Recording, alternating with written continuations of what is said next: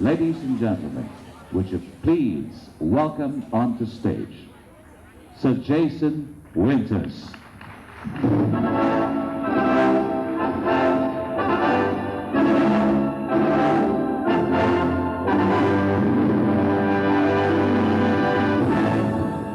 Anyway, thank you all for coming to listen to some poor old man talk about herbs. He loved to joke and be happy and like joking people. I'm not talking about me as the old man, I'm talking about Sonny O, which will be coming on later. But what I'm about to tell you is something that will scare you and fill you with horror. He was way ahead of his time. And maybe have you running to the exits, screaming and causing nightmares. He was just unpredictable. Oh no, that's the wrong speech. This is the one about living in America today. I'm sorry, I thought I did that. 3 words that describe Sir Jason. Yes. Spontaneous. Compassionate. Charismatic would be one. Deep and fun. When I met him, he was a stunt man. And I went to the movies with my girlfriend to see Walk the Proud Land. And Jason's part was not long, but he came on the screen and I remember saying to my girlfriend, "Oh my gosh, isn't that guy handsome?" And when I met him, it did not even occur to me. When I was growing up, my father did a lot of stunts. We traced Alexander Mackenzie steps up the Mackenzie River. He decided to take a helium balloon across the Atlantic Ocean. All of a sudden the phone rings, and it's somebody from the radio station telling me that they've lost contact with Jason, that he had crashed. Now that's exciting. His partner decided to drill holes in the bottom of the boat in case it rained. Needless to say, when they crashed, of course the boat filled up and all of their supplies and everything were just shot. He survived, and I was shocked. And he crashed a Jaguar through a brick wall in Auckland, New Zealand to test safety belts. He would always put on this bravado of, oh, you know, everything's going to be fine. But I could see in his face that he wasn't so sure. It was never dull or boring. He never thought inside the box. He always was outside the box. He's always larger than life. And like, to me, he was like a superhero before they really had superheroes. I found out my father had cancer around my mother's birthday in March of 1977. He had had this lump on the side of his neck that would come up and it would go down, and it would come up and it would go down, and the doctor thought it was glands and all that kind of stuff. He did not want to go to the doctor. He avoided doctors like the plague, you know. He really didn't want to go in and get the diagnosis, but I think deep down inside he probably knew it was something bad. I was scared to death, but it's his life. Am I going to tell him, no, you have to? I don't think so. I know my father seemed like he was larger than life. When he did get that lump, we did all think it was something bad because he smoked a pipe as well as cigarettes, but he smoked a pipe on that side. So he went in to the doctor. They did a biopsy, which was supposed to be routine, going to take, I don't know however long a biopsy takes, 15 minutes, 20 minutes. It ended up taking 6 hours. And that was when we found out that it was, throat cancer, and that the tumor was wrapped around the carotid artery. You know, being told that your father has cancer in the 1970s, not like today. Lots of things you can do today. Back in the 70s, it wasn't that advanced. And I think it was 75 or 77 shots of cobalt radiation. Really did a number on him. Burned his face, and he couldn't taste anything. He didn't want to eat. Because his throat was so swollen and so sore, he lived on yogurt. He normally weighed about 210 pounds, and he went down to like 165, 170. I slowly saw him turn from a tall, healthy, otherwise healthy, robust man into a shell of what he was. His doctor got us all into this little room at the hospital, and I'll never forget it, telling us kids that my father was probably going to die and he had terminal cancer, probably only had 3 months, maybe 6 months at the outside to live. My father just told us that don't worry, don't cry, I'm not going to die. I'm not going to die, but it was really difficult for us. The radiation treatments really tore my father down. I think he believed what the doctors said, that conventional treatment wasn't going to do it for him. It wasn't going to be enough. He wasn't going to have a radical neck dissection. He told me he was going to die all in one piece if he were to die. I was scared to death, but it's his life. Am I going to tell him, no, you have to? I don't think so. So that's what motivated him to search for something natural, because he needed anything that would help. How my father decided to go on Latro or vitamin B17. It was in the news a lot back in those days, and even though we were living in Canada at the time, in Vancouver, we went all the way down to San Diego, and we stayed at the beach cottages with all the kids. And my father would drive down every day, and he went to the Contreras Clinic, where they treated people with cancer with Latro. He would go over by himself and come back, and I stayed with the kids. And in order to be able to bring your medicine back across the border, you needed a statement from the government of California saying that you were a terminal cancer patient. Otherwise, you couldn't bring it across. And so after he did his series of treatments, we drove back to Vancouver with the kids. The Latro helped him for about a year. And in that year, he was able to complete his research on other items in case Latro didn't work. As he wrote in his book, I think Latro gave him the time that he needed after radiation to actually survive. And it wasn't working. About a year after, the lump started coming back. You know, everybody's different. Why? Not to say that it didn't work with some people, but with Jason it didn't. You know, and everybody's different. I mean, you don't have one cancer treatment that works for everybody. You know, it's based on your metabolism and based on sort of everything about you. I mean, Dad was sick, so we pulled together as a family and do whatever we have to do. When my father embarked on the search to find the tea, the herbs that would become the tea, I was in the army at the time. I thought I would never, see him again. I thought he would die. He looked so bad. I figured he would die while I was away. Initially, when he told me that he was going to find herbs that you can make into teas that would cure cancer or keep him alive, I thought he was crazy. We ended up using all of our credit cards and maxed them all out, traveling to find these herbs. And he had discovered that there were certain herbs all over the world that were good for cancer. So the first place he flew was Singapore to get these herbs from this lady who had a tonic called Herbaline. In those days it was a liquid extract. He started to drink that, and she said, oh yes, this will cure your cancer. And of course, when you're a dying cancer patient, you'll believe anything. So he believed it, and he drank a quart of it or every day. And like 11 days later, he was still the same. He wasn't any better. He remembered that about the chaparral.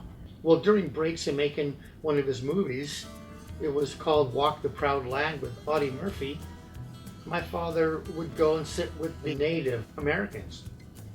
And they would cut down this root and make a tea out of it. And they drank that tea while the Americans were having coffee and donuts. My father would go over with those guys and sit down and talk to them. And he'd talk to this old Native American man, and they were drinking this tea, and my father remembered how horrible it tasted, and it was chaparral. And so my father went to the American Southwest.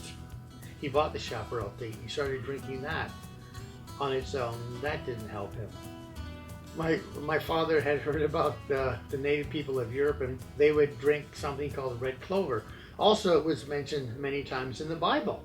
So my father actually called the Archbishop of Canterbury and actually got in touch with him. He asked him what herb he thought it was, and he said he thought it was red clover. So my father bought those red clover tops, started making those. So he was taking those teas individually, and he would wash out the pot and then make another one and drink it and do all that, and then it wasn't helping him. He wasn't getting any better. Was not getting any better. And he felt really weak and tired, and he just gave up. So one day after I left for work, he decided, I'm gonna die anyway, what the hell? I'll just mix them all together. Initially, he just went to look for herbs. He didn't know he was going to mix them into a tea. That part was by accident, right? So when I came home that night I came home and there was a difference. And he said from the first sip, he felt life come back into his body through every vein. Every time he took a drink, he felt better. And within 6 weeks, he was 100% better. And within 3 months, he didn't even look like he had cancer. It was amazing, the transformation that happened to him. So people started to notice that there was a difference in him, and they wanted to know what it was. Being naive, we figured that the whole world would want to hear about it. So he called the doctors, and they were shocked to see that he was alive. Shocked. They couldn't believe it. And they said, they all got around this big room, and my dad was there, and they said, no, you notice when we did the biopsy, we cut a nerve on his tongue, and he won't be able to move his tongue. So my father moved his tongue, and they didn't know what to do. And then they asked him, well, what have you been doing? He, told them what he was doing with the tea and everything. One of the doctors said, well, it's a miracle. That's what it is. It's spontaneous remission. It's a miracle. It's anything but that tea. And then we realized from that point that we would have trouble. People were talking about how great this stuff was. And there was this man that had terminal brain cancer. There was a little girl who had leukemia. And he was supposed to go in for an operation. He started to drink Jason's tea. Her parents came to my dad's house and my father gave him the tea. And he went in to do his pre-check, and they took some more tests and they couldn't find anything. The little girl survived. She went into remission. So he went around telling everybody that he was cured of cancer with Jason Winters tea. The parents were so happy that they went to the Toronto Star and they did an article on the tea. And the parents said, this tea cured my daughter. Well, that was it. The Canadian FDA got a hold of that. And they took the tea away from my father, said that he was practicing medicine without a license. Of course, he wasn't doing any of that. And they threatened him. A giant health magazine called the Health View Newsletter. They heard about the article and they wanted to interview Sir Jason. So he said, okay. Usually they just do one article. They devoted a double issue to my father. The story was so powerful. He was so healthy looking. Then we found out that the article was going to come out, and so we went over to the Bahamas a week before, and as usual, we had no money. The article came out a couple of days later, and inside there was a big article about it, and then a place where you could send $14 or some amount of money to a post office box in the Bahamas to get the tea. First day, nothing, no orders. Second day, no orders. Third day, 3. So in that 4 pieces of mail was an order and a check for the tea. The next day, 100. The next day, 500. And then it just went like from there. It just went, it was just absolutely unbelievable. Now we have 195,000 people in Japan alone that sell our tea. We're worldwide, 22 countries. From our humble beginnings, from that day when my father thought he was going to die and he just gave up and he just mixed all the tea together, till now, it's been an amazing ride. My father was knighted in 1984 for his work in the health industry. He called me up and said that they offered him a knighthood and they offered me a Dame of Grace. It's sitting up there. And actually he worked with Prince Charles and they developed a couple of hospitals.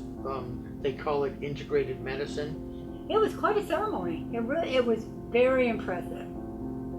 For an Englishman or a member of the Commonwealth, being a knight with the Queen of England as the head of the order is a dream come true. He worked his whole life to become a knight and a sir. It was around Christmas time. I was Christmas shopping with my wife and my kids. My father called me and said, hey, I don't feel too good. Would you come over? And I said, sure, I'll come over, Dad, after I'm done shopping. And I asked him to come out shopping with us. He said no, he didn't want to. My daughter called, spoke to my wife on the cell phone, and Mia said, pull over. Your father is, and told me that my father was in the hospital.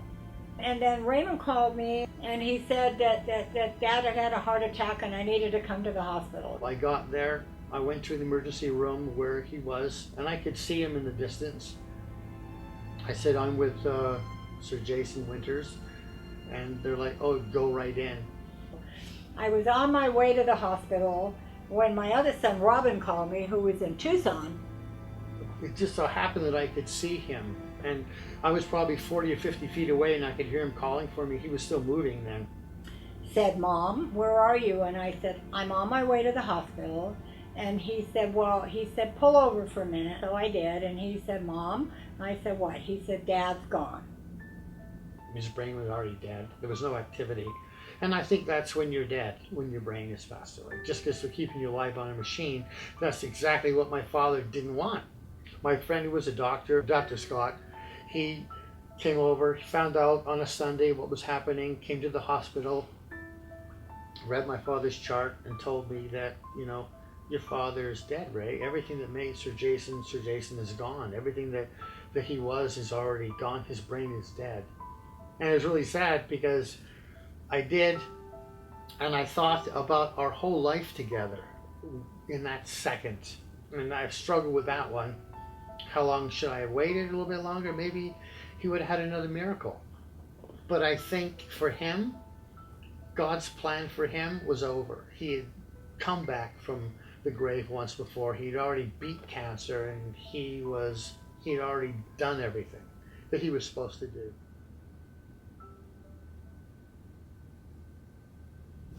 6 months before Sir Jason passed away, he wrote the Knights of Malta a letter nominating me. And I always thought I was a giant failure because it's very difficult to live up to his expectations. He was so larger than life. I always thought he wasn't very happy with me. So 6 months after he passed away, I received nomination of being a knight. And the same gentleman who inducted my father, he came out of retirement. He was 90-something to induct me. And when he said those words, kneel, Raymond Winters, arise, Sir Raymond, he leaned over and whispered in my ear that my father was watching me. I have a lot of memories of my father. One of the fondest ones are the way he loved to joke and be happy and like joking people. And we were living in Australia, and the night before there'd been this tremendous lightning storm. But the next day, we decided we'd play a joke. My father had these money bags, so we cut up a bunch of magazines and newspapers in the shape of bills, dollar bills, and we stuffed the money bag full of it. We threw it out onto the street. It was a fairly busy street, and someone saw the money bag and slammed on their brakes and picked it up and took off, and for an instant he was rich, you know. And it's probably not a very good thing to do, and it's not very nice, but it was him in a nutshell, and it was so fun. On the other side of his coin, he was this fantastic person that would help anyone, but he had a really good sense of humor. He got cancer for a reason. And I think that reason was to discover this product to help the hundreds of thousands of people that he helped.